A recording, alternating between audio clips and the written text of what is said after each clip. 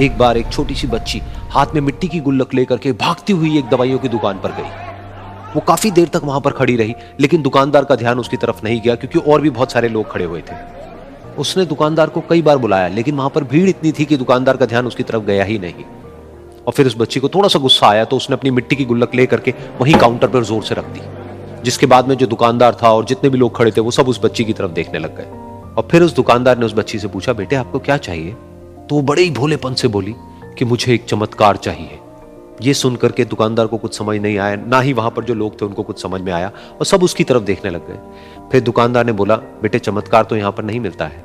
तो बच्ची को लगा कि वो उससे झूठ बोल रहा है, तो बच्ची ने कहा कि मेरी गुल्लक में बहुत पैसे हैं, आप बताओ आपको कितने पैसे चाहिए, लेकिन मैं आज यहां से चमत्कार लेकर के ही जाऊंगी।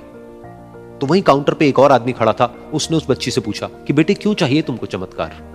तब उस बच्ची ने अपनी कहानी बताई कि अभी कुछ दिन पहले मेरे भाई के सर में बहुत तेज दर्द हुआ, तो मेरे पापा मम्मी उसको हॉस्पिटल ले गए।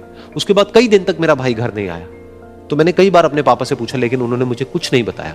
उन्होंने बार बार यही कहा कि वो आ जाएगा, वो कल आ जाएगा, वो कल आ जाएगा, लेकिन वो आ ही नहीं रहा था।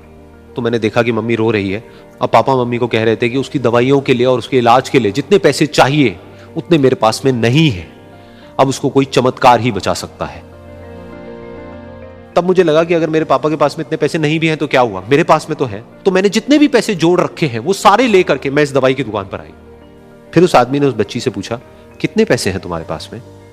ये सुनते ही उस बच्ची ने अपनी गुल्लक उठाई, जमीन पर फेंकी और तोड़ दी और पैसे गिनने लग गई।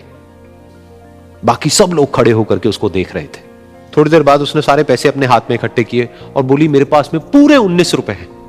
वो जो आदमी वहां पर खड़ा था वो थोड़ा सा मुस्कुराया और बोला कि अरे तुम्हारे पास में तो पूरे पैसे हैं, इतने का ही तो आता है चमत्कार। ये सुनकर के वो बच्ची बहुत खुश हो गई और बोली कि चलो मैं आपको अपने पापा से मिलवाती हूं।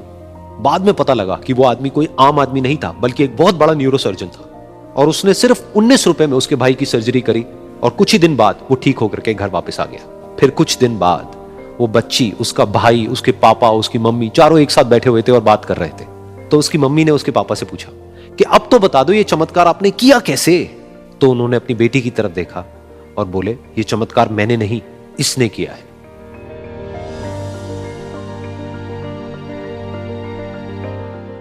तो यहां पर एक बहुत बड़ी बात है जो हम उस छोटी सी बच्ची से सीख सकते हैं कि जिंदगी में कभी कभी ऐसा होता है कि हमको कोई रास्ता नजर नहीं आ रहा होता है और हम लोग हिम्मत हार जाते हैं। तब हमारे अंदर एक बच्चा होता है जो कोशिश करने से कभी भी पीछे नहीं हटता है। वो हार मानने को तैयार नहीं होता है क्योंकि उसको ना शब्द समझ नहीं आता है। वो बच्चा जिसके लिए कुछ भी नामुमकिन नहीं है, क्योंकि वो हर हाल में कोशिश करता ही रहता है।